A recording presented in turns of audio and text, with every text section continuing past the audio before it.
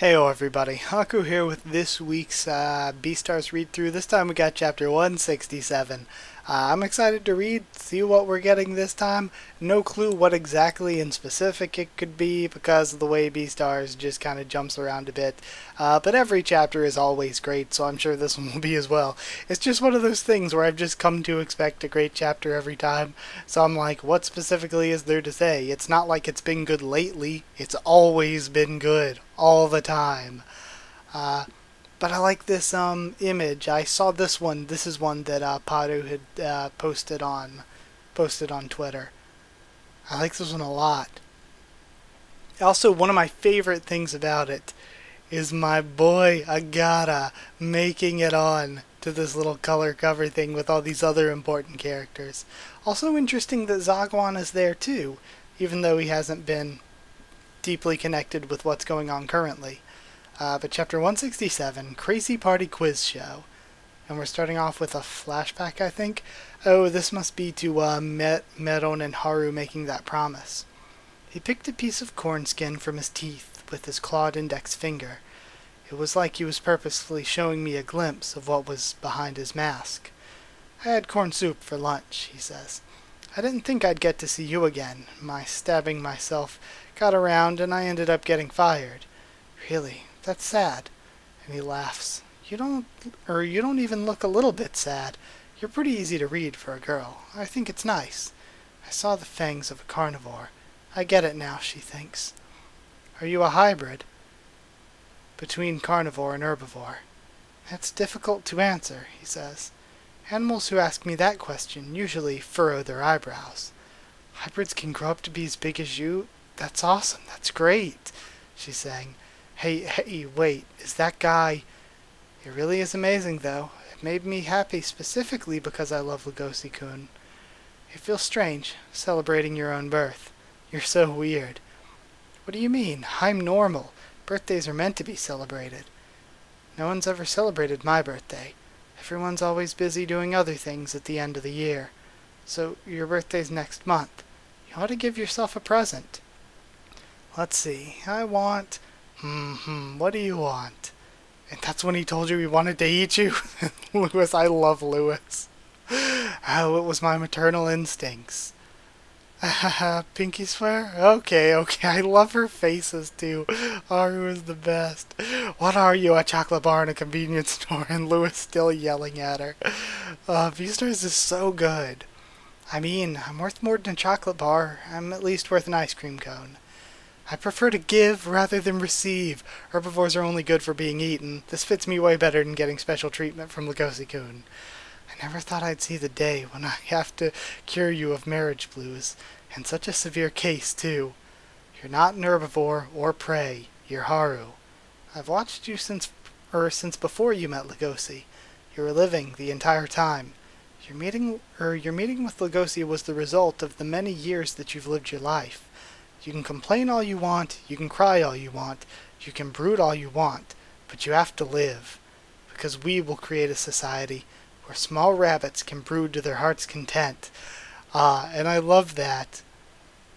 Because now he's finally accepting his role, changing society alongside Lugosi. I love that. Alright, now we're seeing Lugosi then. Sheesh, that's no good. This pen's all out of ink. Now I can't put myself as a participant. And we have the December Meat Loving Day Turf War participants. The Shishigumi, Inarigumi, Mararagumi, Dokugumi, and he just has an L. That's great. Now, wasn't this a surprising reunion? To think you'd try to settle things with me in front of all these residents. You're not doing this for attention, are you? Says Meron. Meron is just the best. I know I've said that about like 3 characters already this chapter, but Beastars is just so good. What's with the wolf? I don't know. Is he trying to take part in the turf war all by himself? You have too much influence in the back alley market. If I'm going to beat you, then I need to make sure a lot of animals are watching.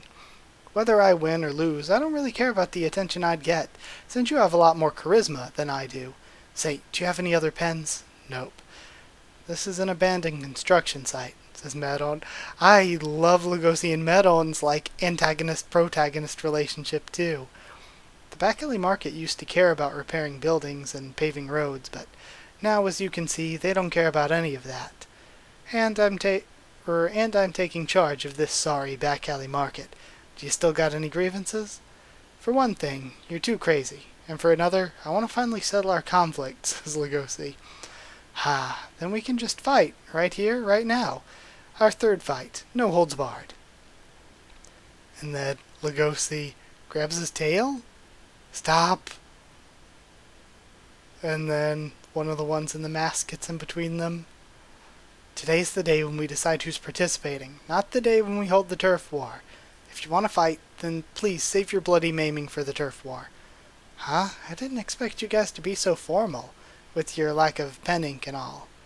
I assure you, we had the best of intentions. These are just leftovers anyway. It's been so long since we had a new participant. All the animals who took control of the back alley market had ferocity and intelligence. In order for you to participate in this turf war, you'll have to take a test first. It's been 20 years. Hope this still works. And then the characters flip. Sign health is wealth. Quiz show. Hey.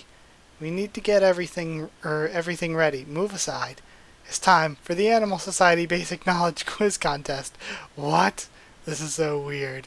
And the one's holding an applause sign. Are you serious? This is so lame, says Medon. Huh? And Lugosi's as confused as me. The rules are simple. These two have to answer several questions that go over common Animal Society knowledge. Example, what music do murids like?